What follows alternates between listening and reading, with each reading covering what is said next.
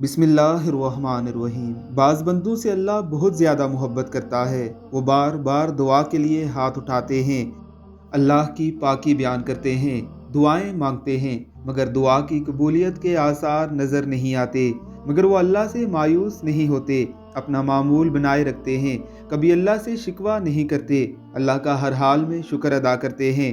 कुछ बंदे ऐसे होते हैं जो अल्लाह से मांगते तो बहुत दर्द से हैं, कराहते हैं, मगर दुआ की कबूलियत में ताख़ीर हो जाए तो अल्लाह से शिकवा करने लगते हैं, हत्ता कि दुआ मांगना भी छोड़ देते हैं।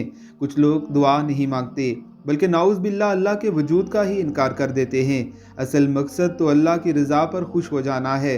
कुछ दुआएं कबूल होती हैं, कुछ आखिरत के ख़जानों में ज़ख़ीरा हो जाती हैं, उनका कई गुना ज़्यादा अजर बाद में मिलता है। दुआ तो अल्लाह से बातें करने का एक ज़रिया है, अल्लाह की बादशाहत को तस्लीम करते हुए अल्लाह के ख़जानों से लेने का ज़रिया है। अल्लाह हर बेकरार की सुनता है। दुआ की कबूलियत में ताहीर हो भी जाए तो भी मांगते रहिए, शिकवा ना करें। ये सोचें कि हमारे मांगने में कमी रह गई है, वरना उसके ख़जानों में न कमी है, न सुई बराबर कभी कमी हो सकती है। अल्लाह हमें समझने की तौफीक अता फ़रमाए। आमीन सुम आमीन।